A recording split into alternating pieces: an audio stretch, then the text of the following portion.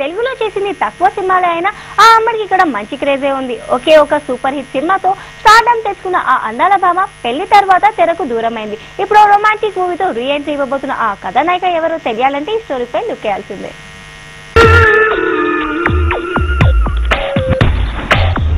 సోనియా అగర్వాల్ ఈ పేరు వింటే టాలీవుడ్ ఆడియన్స్ కి గుర్తొచ్చే movie 7 by G Brindavana Colony.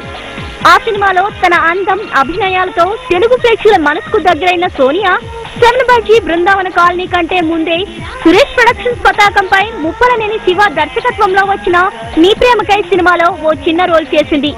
ఆ తర్వాత అలనాటి హీరోయిన్ రాధిక రూపొందించిన దమ్ సినిమాలో కూడా జగపతి బాబు సరసన హీరోయిన్ గా చేసింది సోనియా అగర్వాల్.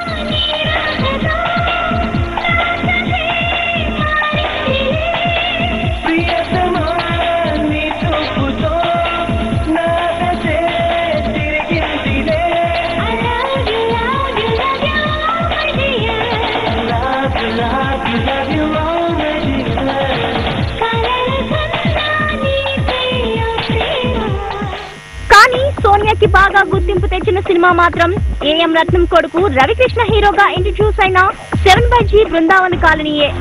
ఆ సినిమాలో తన నటనతో పాటు హాట్ అందాలతో కుర్రకారు మతిపోగొట్టిన సోనియా బేబీ ఆ చిత్ర దర్శకుడైన సెల్వరాఘవన్నే పెళ్లి చేసుకుని సినిమాలకు దూరమైంది.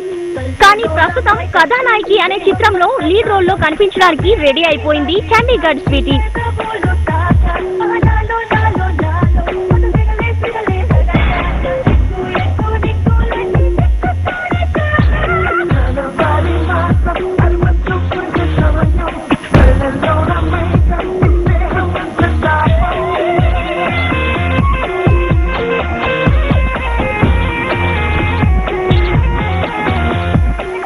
ఎస్వీఆర్ మీడియా ప్రైవేట్ లిమిటెడ్ పతాకంపై తెలుగు తమిళ భాషలో రూపొందుతున్న కథానాయకి చిత్రం త్వరలో ప్రేక్షకుల ముందుకు రాబోతుంది.